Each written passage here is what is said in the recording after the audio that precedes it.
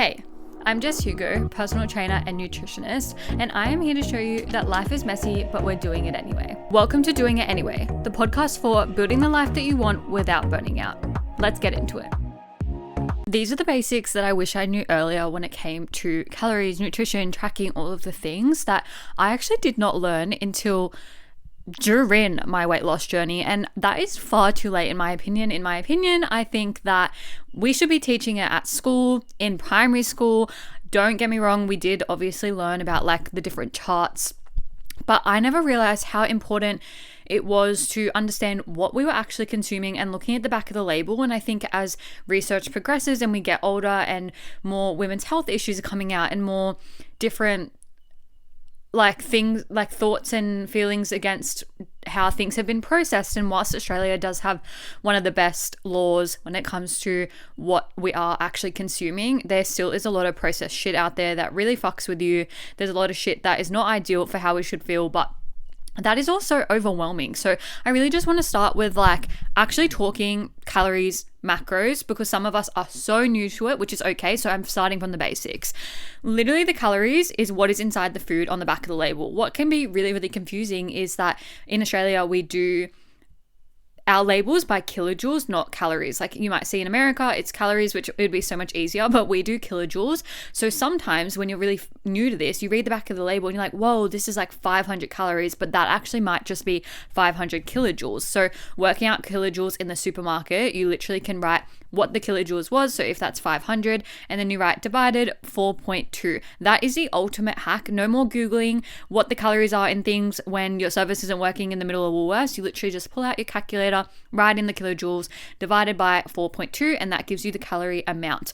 Now, I don't like to say there's any perfect amount of calories for any meal or snack or anything like that, because everyone has individual needs. But what I like to go for when I'm doing main meals is around 400 to 500, maybe even 600 calories, depending on the phase I'm in. I love to say that's always a bit of like a safe number, because it helps structure our day of like, if we're at, between the 4 to 6, breakfast, lunch and dinner, the top end of that would be 1.6-ish, and then to like 1.8, and so a lot of women's maintenance is around 2.5. Just depends, again, of course, on like your height and your weight and how active you are and all of the things. But I love to kind of just like base things around those numbers. It makes it a lot easier. But you will find that, say your favorite sweet treat is like a donut, you'll find some donuts will be like 400 calories, and then you'll be like, oh, that is like my whole meal. And whilst there's nothing right or wrong about that, it's really great to just be across. And sometimes what women always say to me is, oh, now I can actually see why I was gaining the weight, and whilst I wasn't necessarily like losing it when I was trying, because I didn't really understand the basics of nutrition. And when I talk about that as well, like the breakdown of protein, carbs and fats is so confusing for so many of us. So carbs is what we need: energy, fuel, brain power. It's what we use for our pre-workouts. We really want to make sure our pre-workouts are carb heavy, not necessarily protein heavy. And I understand the confusion around this, because I feel like everywhere online it's like high protein, and you're like, oh, okay, so I want to do a workout, I need high protein, but we actually need the protein after. So protein is like the meat sources, dairy, like super kind of like fresh whole food vibes, rather than looking for like a shake or a bar. And whilst I say that, do what you got to do. If you're on the go, sure. If you're running out of time and you just are trying to get a quick, easy option, sure. But we don't want to do that. It's like supplementation, right? We don't need to go supplement collagen when we're already producing collagen in our body. It's a supplement, right? So we're supplementing the fact that we can't get it in whole foods, or we might not be able to like, say you just like don't produce a lot naturally, then we go supplementation. So you don't need to go supplement protein with powders if you have the opportunity to eat it in food. It's the same with things like creatine. We already produce it naturally. And I always suggest that if you want to go down that route, make sure that you are already consistently doing everything, like your sessions and your steps and everything, before you just start putting creatine in, because nothing is going to happen. It's the same as potentially jumping into a deficit because you aren't happy with your body, but we're not going to be able to succeed in that deficit because you're going over your food constantly, because you're having food noise, you're unhappy. Like they're like building blocks, and we have to build. We can't just jump from different extremes. So that's really like the basic kind of explanation of calories and macros. And I completely get why everyone feels confused around it, because even the health star ratings, we go in and we're like, oh, this says it's a 5-star health star rating, it must be really, really good. But health star ratings are against competitors in the industry, and the standards around that are very wishy-washy in terms of when you think of it compared to calories and macros. The health star rating doesn't actually go into what ingredients are in there, what the calories are, what the macros are. The health star rating is literally like, how good is my product compared to competitors in the industry and the Australian standards and things like that. So really being across that as well. If you are turning the back on a packet and the ingredient list is like 50 plus ingredients long, I would be putting that back, because it is just so overwhelming and so consuming, so processed that you're like, I don't even know if I want to consume this, because there's so many things that went into that, and it's a lot. And this is also how we kind of get stung as well, because, and I know this is contradicting, but I'm kind of wanting to talk about the different things and like then clear the air, if that makes sense. But so we're like, okay, cool, I'll eat really healthy, I'll eat whole foods, but we can still gain weight eating really healthily. The number one thing I hear is, I've been eating so healthy and I don't understand why I am not losing weight. You can overeat healthy food. I am breaking up the episode to talk about how 50% of you are not subscribed to the podcast. If you've been getting any kind of value, tips, tricks, implementing anything, I would love if you could follow along. It really helps me help you bring on bigger guests and just create more content around everything you're needing to build your dream life. So if you haven't already, take a second, follow along on whatever platform you're listening to, and let's get back to the podcast. We can be eating the most healthy foods every single day, but if we're eating too much of them, we are going to gain weight. Even if you haven't had one little piece of sugar, even if you haven't had one little sweet treat, we're still going to gain weight. So yes, you can overeat salads. Yes, you can overeat the most, rich whole foods ever. Like, yes, we can overeat that and overconsume that, and that's why we gain weight. Protein really, really matters though when we talk through food and whole foods, because it changes how our body looks, because it helps us repair that muscle. So when we are strength training, and this is why strength training is so important as well, we are essentially like breaking down that muscle and like tearing the muscle. We then repair that with protein and obviously balanced meals afterwards. You don't want to just like finish at the gym and have some steak. You want to have steak with pasta, with veg in there. Like, you want to have a mixture of everything. You don't want to just have the protein, but we want it to make sure that it is at least 30 grams of protein, making sure that we get that high amount. Something that is very like common as well is like, we can only absorb 30 grams of protein. Not true. We can absorb as much as our body needs, and then we kind of just like literally pee out the rest. We can't tell how much our body needs though. Our body knows how much we need. So I always just like to go for minimum 30 grams. If I have more, perfect. If I have less, where can I pick it up a bit later in another meal? But we just want to really prioritize that 30 grams, not to mention how much that helps with us feeling satiated as well. A lot of girls that I've changed their meals from being super carb heavy to carb balanced with protein have been like, I'm actually snacking less because I'm so satisfied with how high protein I'm eating. And it's not high protein to the point of constipation. It's high protein to the point of, I don't feel like I'm constantly starving and looking for my next meal and snack. And that's why protein really, really matters, because it helps us regulate our hormones as well and not feel so stressed about food. Because there's nothing worse than when you're feeling really stressed. A lot of us are emotional eaters. I used to be very much as well. It's something that, because I don't think it's something you always overcome, and I have kind of mentioned this before, it's something that I can tell now when I feel reactive and want to eat to an emotion, if that makes sense. Whereas before I couldn't tell, and the comfort was food. So just know there is hope on the other side if you are in the midst of struggling with all of that at the moment. But with emotional eating, or binge eating, or having a bit of a binge eating moment, is if we're eating enough during the day and we're feeling satisfied with protein and things like that, we are less likely to get into that emotional eating state and binging state, because we have eaten so good during the day that we actually are quite satisfied and we don't feel the need to go crazy. I found when I wouldn't have much of a routine, or I didn't have confidence in my choices, I would wake up, eat something that I knew wasn't ideal for breakfast, then I would still be really hungry throughout the day. I'd feel really off. Everything would just feel like scattered and not structured. And that is when I would go overboard and eat all the snacks and eat all the foods and really like blow out. And that is really from the all or nothing mindset as well, because we get stuck in this thing of like, well, I started the day really bad, so I'm just going to keep going bad because I've already stuffed up. When reality is you haven't. You can turn it around. It's really your mindset around it. And that kind of flows into the weekends and things as well, because how often do you have an amazing Monday to Thursday / Friday, and then on the weekend you go absolutely insane because you might have gone out for breakfast, and then you think you've undone all your hard work. But reality is, just because you went out for breakfast doesn't mean anything. Can we use our breakfast to fuel a workout? If we've done all our workouts for a week, can we have a really wholesome walk and just use the energy, even not to walk, but to clean the house, to declutter our space, just using that energy from the food and viewing food as energy and a fuel source to complete tasks, get things done, get moving. Because there's nothing worse than when you go out for a big breakfast and then you just like lay down in bed and you're feeling really lethargic and down, and then suddenly you're hungry again, and it's like a bit of a mind fuck, right? Because you're like, I'm not hungry, but it's because you're bored eating and your body's responding in a weird way because we haven't actually used those foods. So really thinking about, cool, this is the protein, this is the carb, this is the fat, this is the energy. Looking at your plate and not necessarily seeing a number of calories, but like, do I have my fats? Do I have my carbs? Do I have my protein? Do I have like my fruit, veg, whatever the meal might be? Like, am I hitting my fiber? Things like that. That is the first place you should be viewing things from, rather than calories, because yes, it's calories in, calories out. So many of us will be like, oh, well, I'm still within my calories. Yeah, but you're eating really shit. So it's not actually making your body change shape. It's not actually helping you in the long run because it's really fucking with your head. It's not making you feel satiated. So really being across, what are we consuming and how are we viewing the foods on our plate? Are we looking for numbers, or are we looking for health, or are we looking for, to hit our macros and our micros? Because this is as well like why so many of us can be deficient in things, because we're like, oh, well, a cheeseburger meal is the same calories as like steak and veg.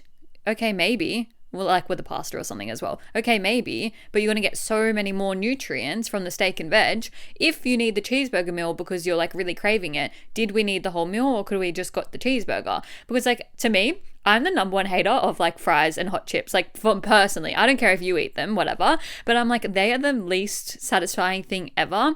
And there's nothing worse. I feel like you can't find a good hot chip. I'm going on a tangent, but I feel like you cannot find a good hot chip these days, apart from Frango's, which they don't even have like in half the states. So that's insane. But you can't find a good hot chip. So then you eat this hot chip that is just like oily potatoes and like processed like fried potatoes, and so it's very carb heavy, and then you have a bit of a come down afterwards because it's quite heavy in your stomach, it's quite oily, and you get nothing out of them. Whereas like at least with a cheeseburger, there's like some protein in there's obviously the carbs from the bun, it's like balanced enough, whereas like chips are like just straight oily carbs. So I like an actual chip hater for myself, and I'm like, I will not ever just go out of my way to eat chips unless I've like paired it with something.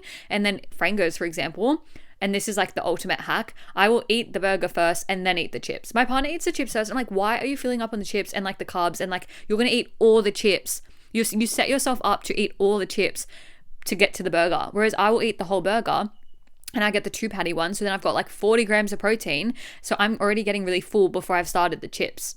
So then I don't eat all the chips. And it's not like me stopping myself from eating chips. I physically cannot eat all the chips because I prioritize that. And it's like where you you eat your veggies first and you leave the bad meals for last. You eat your veggies first and you leave the good meal for last because you don't want to end on a bad meal with the veggies. That is literally me. But I'm like, I'm not prioritizing eating chips that have no nutritional value like at all, really. You know what I mean? In saying that, I obviously still eat the chips. So I'm not saying don't eat fucking chips, but I'm saying like, let's get it together and have a bit more balance so that we feel really educated and like this is freeing. It is freeing seeing food like that because you're like, cool, I'm still going to have it, but I'm just not going to binge on all the chips first and then like not even want to eat the burger. Like it's so freeing being able to view food like this. And I wasted so many years overcomplicating food. When I first started my weight loss journey, I literally would eat like no breakfast or like something shitty for breakfast, like a piece of toast, which again, I feel like, why do I have to disclaimer everything? You either know me or you don't. You know that it's fine, you can eat toast, but like we need something more with that, as I just said, with some protein.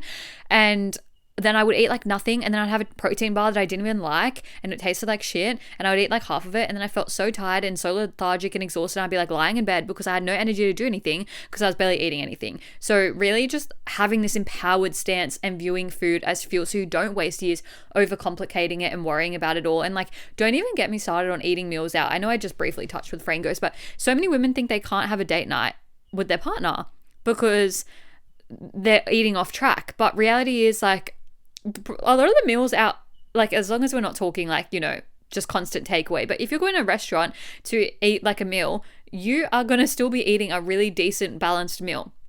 Again, I feel like they always flog the hot chips. with everything. But if you're getting like a steak, for example, it's the same concept. You're going to eat the steak first, then the chips, not the chips first. You know, that's like the ultimate hack with it all. And then if you eat all the chips still, that is okay and fine. Like, obviously you're just hungry, but we want to have that freedom stance. We want to be able to go to date night and enjoy date night and not feel restricted. We want to be able to spend time with our partner and not stress about calories, but really just looking at it as a balanced plate and being like, yeah, this is going to make me feel really good, because there's nothing worse than going to a meal and feeling sick after. That was me recently. I got a like creamy, this is why obviously it was creamy, boscaiola. So yum, so good. I took it home in a container because I could not eat it all. We also had cheesy garlic bread before that. So my stomach was just like, girl, this is a lot of oil and cheese and everything at once. Like, this is a lot to handle. And I felt sick, and there's nothing worse than feeling sick after. And that isn't a balanced meal. Oh no, I actually paid to add chicken in, but it was very minimal, I would say. So it was kind of balanced, but it wouldn't be if I didn't add the chicken in, right? So just being really strategic when we're going to events, because you don't actually have to miss out on birthdays, dinners, date nights. It's just being strategic with your choices. And I know it's overwhelming, but I'm hoping this gives you a bit more of like perspective around it all, because these are really like the basics of nutrition that I wish I knew earlier, that make fat loss a lot easier and make sticking to your diet, quote unquote, so much easier. And it's just, why also is eating healthy considered a diet? Can we just actually eat good and not consider it a diet? Girls that I see struggling the most to lose weight, it's because when you're not in a deficit and you're not dieting, you are flogging the Ben & Jerry's, eating out every meal, constant like sweet treats. And then when you're in the diet, you're cutting that all out, and that's making it so hard to stick to. Why can't we actually just eat healthy and clean 80% of the time, have those foods sometimes 20% of the time, and then it doesn't feel hard to go on a diet because you stick to your regular meals? Very much the same. That is the ultimate hack to losing weight, sticking to your regular meals and changing the portions rather than going so flip-flop and balls to the wall on each side. That's where the cravings come from. You're missing Ben & Jerry's because you had it so often before your deficit. Couldn't we just add it in as sometimes foods? Did we need to have it that often? That's why you always feel like you're off track and restarting, because we've gone from one extreme to a different extreme. At the end of the day, the best way to tell right now if your nutrition is off is how are you actually feeling. I just want you to do a self-audit. How are you feeling day to day? Do you have low energy? Do you have brain fog? Do you have a lack of motivation? Do you feel like you get very irritated? You're very flat and reactive and emotional? If all of that is true, or you had at least more than half of those symptoms, depending, of course, on what's going on in your life, if you're feeling really stressed about other things, but I'm going to say it comes down to your nutrition, because what we eat is how we feel. I love saying eat shit, feel shit, because it is so true. If we are stuck in a cycle right now of constantly binging the cupboard, eating shit every single day, feeling shit about things, we are going to feel shit mentally. Then it stems out. We lose our routine. We lose our structure. We lose our confidence. So it's like really being on top of like, how am I actually feeling right now? Audit that, analyze that, and understand where you might be overeating, undereating, restricting, where you might be caught in but I'm eating really healthy cycle, and then going from there. Start small though. Let's just start with like, let's look at how our plate is looking like, and can we just commit to the boring basic shit every single day? Don't get caught up in the new supplements, the new trends, new rules of dieting and conflicting advice online, because it's all a lot. It's just the bigger picture of how can we show up day to day, having confidence in the food we're eating that are actually making us feel good, have energy, not be low moods. You know, that's actually like the number one thing that I get in my inquiry forms, really low energy moods, really irritable, like struggling with even getting out of bed. That is not normal.